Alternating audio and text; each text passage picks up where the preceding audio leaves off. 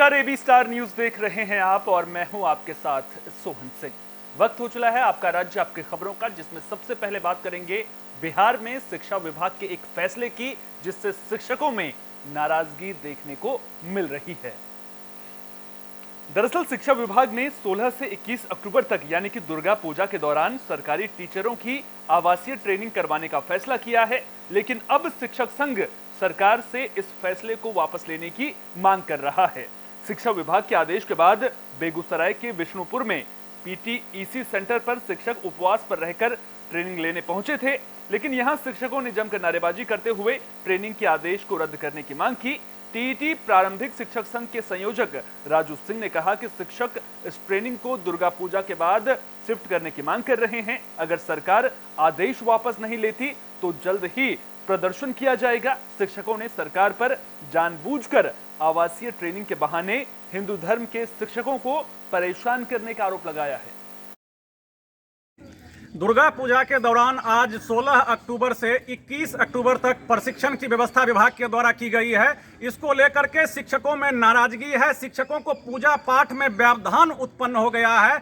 इस दरमियान नवरात्रा के दरमियान शिक्षक विशेष सात्विकता का ध्यान रखते हैं, लहसुन प्याज वर्जित करते हैं, सेंधा नमक का प्रयोग करते हैं। और आलम यह है कि आज प्रशिक्षण संस्थान के अंदर में सामूहिक रूप से पूजा करने का कोई जगह भी निर्धारित नहीं किया गया है। इन तमाम बातों को लेकर के शिक्षकों में कैथल के सांपनखेड़ी गांव को जल्द ही मेडिकल कॉलेज की सौगात मिल जाएगी। मुख्यमंत्री मनोहर लाल ने मेडिकल कॉलेज की आधारशिला सांपनखेड़ी गांव में रखी है। बता दें कि कार्यक्रम को लेकर सुबह सीएम कैथल पहुंचे और भूमि पूजन के बाद मेडिकल कॉलेज की आधारशिला रखी। ये मेडिकल कॉलेज भगवान परशुराम के नाम पर बनेगा। इस दौरान सीएम मनोहर लाल ने आईजी कॉलेज में जनसंवाद कार्यक्रम के दौरान लोगों की समस्याएं भी सुनी।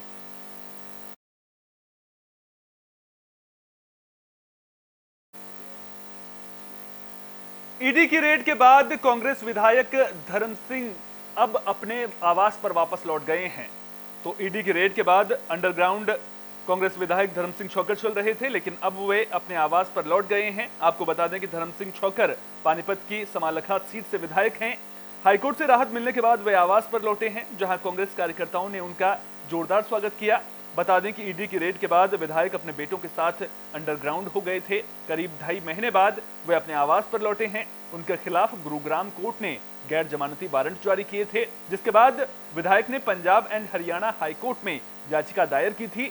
अब हाईकोर्ट ने विधायक को राहत देते हुए गिरफ्तारी पर स्टे लगाया था। 3 बार सुनवाई के बाद फिलहाल गिरफ्तारी को टाल दिया गया है, जिसके बाद विधायक अपने आवास पर लौट गए हैं। ईडी की कार्रवाई का आप लोगों के सबके सामने है, जनता के सामने है, नेताओं के सामने है, सरकार के सामने और न्यायालय के सामने है। मैं सिर्फ इतना ही कहना चाहूंगा इसके बारे में। हमें न्यायालय का दरवाजा खटखटाया और न्यायालय से मुझे इंसाफ मिला। इससे ज्यादा मैं कुछ नहीं कह पाऊंगा, क्योंकि मामला सब जुडिशियल है। मामला जब कोर्ट में विचाराधीन होता है तो उसके बारे में टिक्का टिप्पणी करना ठीक नहीं होता। मैं इतना जरूर कहना चाहूंगा, सच्चाई की जीत होती है। सच्चाई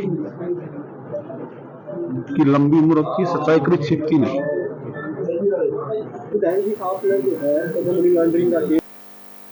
मध्य प्रदेश में विधानसभा चुनाव को लेकर कांग्रेस ने उम्मीदवारों की लिस्ट जारी की, लेकिन अब पार्टी में बगावत के सुर सुनाई देने लगे हैं। इंदौर की विधानसभा 4 में भी कांग्रेस कार्यकर्ता नाराज नजर आ रहे हैं। बता दें कि विधानसभा 4 से कांग्रेस ने राजा माधवानी को उम्मीदवार बनाया है। अब स्थानीय कार्यकर्ता अक्षय कांति बम के समर्थन में हाथों में तख्तियां लेकर प्रदर्शन कर रहे हैं और अक्षय कांति बम के लिए टिकट की मांग कर रहे हैं। अक्षय कांति बम के समर्थकों का कहना है कि सर्वे के आधार पर राजा माधवानी को टिकट नहीं दिया गया। अगर सर्वे किया जाता तो अक्षय कांति बम का नाम सबसे पहले होता। देखिए, ये प्रदर्शन डॉक्टर अक्षय कांति बम जो क्षेत्र क्रमांक विधानसभा क्षेत्र क्रमांक 4 से उम्मीदवारी अपनी जता रहे थे, ये उनके समर्थन में है।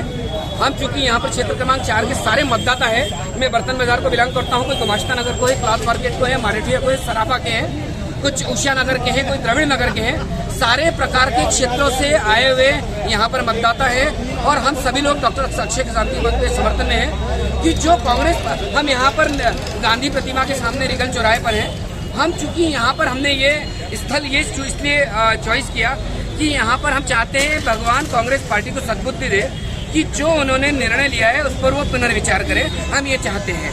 और ये इस निर्णय का कारण ये है कि एक अच्छे और बेहतर उम्मीदवार जो कि क्षेत्र का विकास करना जानते हैं, जो कि खुद एक डॉक्टर की उपाधि से है, जो कि एक सीए है, वो विषयों पे पकड़ सकते हैं। देखिए, आप मैं व्यापारी हूँ, आज मेरी 70 सालों से पीढ़ी है, हम व्यापारी अपने व्यापारी का दर्द जान सकते हैं। सर, हम समर्थन कर रहे हैं क्योंकि इंदौर को चाहिए एक पढ़ा लिखा और शिक्षित नेता, एक युवा नेता जो अच्छे बैकग्राउंड से आया है और लोगों को लिए काम करना चाहता है और कर रहा है पिछले 1 साल से। तो क्या लोग ये नहीं देख पा रहे हैं कि उसने कितना काम किया, उसने कितना संघर्ष किया, उसने किन किन परिस्थितियों में लोगों को कैसे कैसे मदद करी, उसके बाद भी आज उसको जो उसका ड्यू टिकट था वो नहीं दे रहे हैं। तो क्यों नहीं दे रहे हैं? क्या कारण लग रहा है, क्यों टिकट नहीं मिल पाया? देखिए, ये तो पॉलिटिक्स से कारण कुछ भी हो सकता है, हम उसमें नहीं जाना चाहते कि तो इंदौर की विधानसभा 4 से कांग्रेस पार्टी ने जिस उम्मीदवार को चुनावी मैदान में उतारा है उसी का विरोध शुरू हो गया है। कांग्रेस कार्यकर्ताओं ने राजा माधवानी के खिलाफ जोरदार प्रदर्शन किया। बता दें कि कांग्रेस कार्यकर्ता पार्टी कार्यालय गांधी भवन में विरोध प्रदर्शन करने पहुंचे थे, जहां नाराज कार्यकर्ताओं ने राजा माधवानी का पुतला फूंका और जमकर नारेबाजी भी की। वहीं प्रदर्शन करने वाले कार्यकर्ताओं के खिलाफ मामला दर्ज कर लिया गया है। आचार संहिता का पालन न करने की धाराओं में भी मुकदमा दर्ज किया जाएगा। एजुकेशनल है, पढ़े लिखे हैं, समाज में काम कर रहे हैं, रिलीजियस काम कर रहे हैं, चैरिटी कर रहे हैं, सब करके फ्री टैंकर चलाए हैं, रहवासियों को बीच जगह बात कर रहे हैं और उनके आने से हाथ नीचे कर, हाथ नीचे कर ले, थोड़ा मुंह अच्छे से दिखेगा। के द्वारा कांग्रेस पार्टी का प्रदर्शन अचानक किया जाकर प्रदर्शन करने का प्रयास किया गया है, उस पर इनको अवगत करा दिया गया है। तो विधानसभा चुनाव की तारीख नजदीक आ रही है और कांग्रेस पार्टी में अंदर खाने घमासान देखने को मिल रहा है। वहीं दूसरी ओर बीजेपी ने तैयारियां तेज कर दी हैं। इसी कड़ी में जबलपुर में पश्चिम विधानसभा में बीजेपी कार्यालय का उद्घाटन किया गया। इस दौरान बीजेपी सांसद और उम्मीदवार राकेश सिंह के साथ बीजेपी नगर अध्यक्ष प्रभात साहू भी मौजूद रहे। इस दौरान राकेश सिंह ने कहा कि बीजेपी पार्टी कार्यकर्ताओं के दम पर लगातार चुनाव जीत रही है और इन्हीं कार्यकर्ताओं की ताकत के दम पर पार्टी ने उन्हें विधानसभा चुनाव के लिए मैदान में उतारा है। इस दौरान राकेश सिंह ने केंद्र और राज्य सरकार की उपलब्धियां भी गिनाई और चुनाव में बीजेपी की जीत का दावा किया।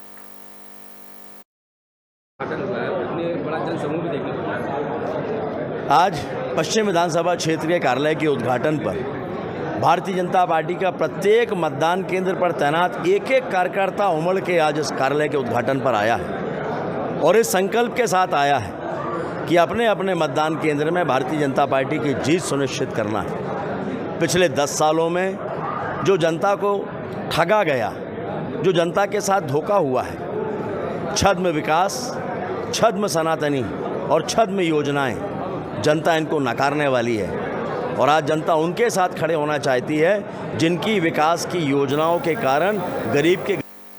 जांजगीर चांपा के बिर्रा से सनसनीखेज वारदात सामने आई है। शराब के नशे के लिए एक बेटे ने अपनी बुजुर्ग मां की हत्या कर दी। तो शराब की दीवानगी में चूर बेटे ने अपनी बुजुर्ग मां की हत्या कर दी। जानकारी के मुताबिक बनढबरा गांव का रहने वाला अनिल पटेल शराब का आदी है। जब उसके पास शराब पीने के लिए पैसे नहीं थे तो वो घर के चावल बेचने के लिए ले जाने लगा। जब उसकी 70 साल की बुजुर्ग मां अवधमती ने विरोध किया तो उसने मां को ही जमीन पर पटक दिया, जिससे बुजुर्ग मां की मौके पर ही मौत हो गई। जानकारी मिलने पर पहुंची पुलिस ने आरोपी बेटे को हिरासत में लेकर पूछताछ की तो आरोपी ने अपना जुर्म कबूल कर लिया। पुलिस ने आरोपी को सलाखों के पीछे भेज दिया है।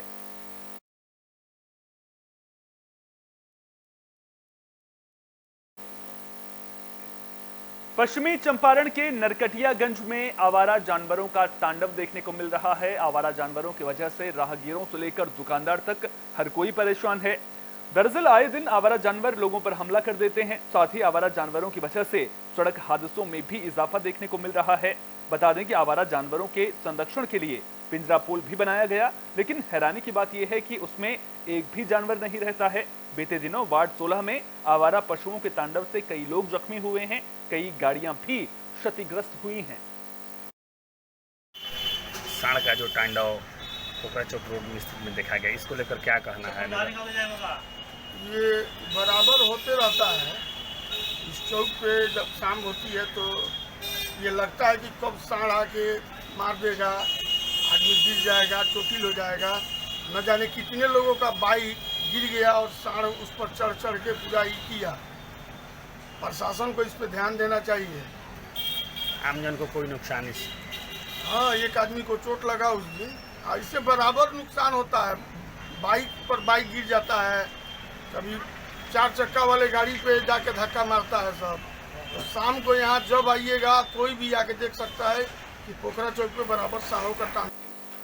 बुलेटिन में बात फरीदाबाद की भी कर लेते हैं, जहां किसानों का प्रदर्शन देखने को मिल रहा है।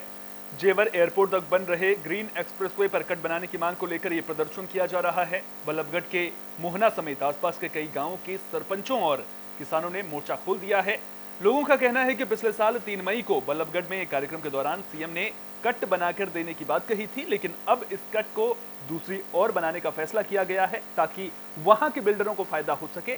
लोग सरकार को चेतावनी देते हुए नजर आ रहे हैं कि अगर शनिवार तक उनकी मांग नहीं मानी गई तो वे केपी एक्सप्रेस पर बैठकर जाम लगा देंगे। बता दें कि जेवर एयरपोर्ट तक ग्रीन हाईवे का निर्माण किया जा रहा है, जिसको लेकर क्षेत्र के किसानों की सैकड़ों एकड़ जमीनों का भी अधिग्रहण किया गया था। किसान अपने क्षेत्र के विकास को लेकर खुश भी थे, लेकिन अब कट न बनने से किसानों में आक्रोश देखने को मिल रहा है। ठीक है, अब हमें पता लगा है कि कट मोहना में ना होकर अन्यथा कहीं जा रहा है। तो अब हमारे समस्त इलाके के किसान और सारा इलाका इकट्ठे होकर कट की मांग कर रहे हैं, और जब तक मांग रहेगी हमारी, जब तक हमारा कट मंजूर नहीं होगा। कोई सरकार की ओर से तो कोई आश्वासन नहीं मिला है। जब तक कट नहीं बनेगा यहाँ बैठे रहेंगे, और आने वाले इतवार के सरकार नहीं मानती है, शनिवार तक नहीं मानती है, तो इतवार को हम जो काम चल रहा है उसको बंद करा देंगे, और आगे जरूरत पड़ी तो हम केजीपी को भी जाम करें। सरपंच साहब, धरने का दूसरा दिन है, क्या कुछ मांगे हैं? क्या अभी तक सरकार के किसी प्रतिनिधि को आश्वासन मिल पाया है? देखो जी, धरने का दूसरा दिन है। कल धरना रखा था, ये बिल्कुल बात आपकी वाजिब है, परंतु सरकार अभी कृष्णपाल जी तो अपने आप को जिस दिन से हमने धरना धरा है और मोहना गांव की सरदारी की, इलाके की सरदारी की जब इंसल्ट करी है, उस दिन से अस्पताल चले गए। और नैनपाल जी ने आश्वासन दिया है कि मुख्यमंत्री जी से बात करके और फिर मैं आपको बताऊंगा कि इस सरदारी को टाइम दिलाऊंगा 5-10 आदमियों को, और जब इसकी बात कराएंगे, कट बनवाएंगे, ये उन्होंने आश्वासन दिया है नैनपाल जी रावत जी ने। क्या कुछ मांगे आप लोगों की? मांग तो हमारी ये है कि 3 मई 2022 को जो कट का बनाने का ऐलान हुआ था वो पनहेरा गांव में हुआ था। 8 मनों का भंडारा था, पूरे देश का साधुओं का भंडारा था, जो कि बीजेपी पार्टी संत समाज का मान सम्मान करती है और संस्कृति पे चलती है। संस्कृति का मतलब होता है बड़ों का छोटे को आदर करना। और ये जो मोहना गांव में आज से आंदोलन शुरू हुआ है, अनिश्चितकालीन धरना शुरू हुआ है, हम इसमें भारतीय किसान यूनियन की ओर से केवल समर्थन करने नहीं आए, इनका कंधे से कंधा मिलाकर के साथ देने के लिए आए हैं। और मुद्दा है 3 मई 2022 को हरियाणा के मुख्यमंत्री ने घोषणा की कि ग्रीन एक्सप्रेसवे पे मोहना में उतार चढ़ाव के लिए कट मिलेगा, लेकिन इतना लंबा अरसा लगभग 1.5 साल बीत गई और 1.5 साल के बाद भी कट ना मिलना, यानी कि मुख्यमंत्री प्रदेश के मुखिया होते हैं, वो अपनी ही कही हुई बात को पूरा नहीं कर पा रहे हैं, तो फिर मुख्यमंत्री पर जनता भरोसा कैसे करेगी? हम कुछ नया नहीं मांग रहे, यहाँ के लोग अलग कोई बात नहीं कह रहे हैं, वो केवल ये कह रहे हैं जो मुख्यमंत्री ने अपने मुंह से घोषणा करी उसको लागू कर दिया जाए। बुलेटिन के आखिर में बात बिहार के दरभंगा की भी कर लेते हैं, जहां लापता युवक की बरामदगी को लेकर लोगों का प्रदर्शन देखने को मिल रहा है। लोगों ने लहेरिया सराय दरभंगा रोड को बेलवाबगंज के पास जाम कर दिया और आगजनी कर पुलिस के खिलाफ जमकर नारेबाजी की। बता दें कि लहेरिया सराय थाना इलाके के अंधेरिया बाग के रहने वाले प्रदीप शाह का बेटा विक्की 12 अक्टूबर से लापता है, लेकिन अभी तक उसका कुछ भी पता नहीं चल सका है, जिससे लोगों में नाराजगी देखने को मिल रही है। थानाध्यक्ष ने बताया कि युवक की मां के आवेदन पर प्राथमिकी दर्ज की गई है, युवक का पता लगाया जा रहा है। क्या सारा मामला बताया कार्रवाई हम लोग कर रहे हैं। क्या मामला है? मामला बता रहा है लोग कि लड़का गायब है, एफआईआर भी हो चुका है इसके बारे में। लेकिन इन लोग का आरोप है कि लहरियासराय थाना गए लेकिन कोई पुलिस सुनवाई नहीं की। आपका राज्य आपकी खबरों में फिलहाल के लिए इतना ही। अपना बहुत बहुत ख्याल रखिए। देश और दुनिया की तमाम अहम खबरों के लिए देखते रहिए AB स्टार न्यूज।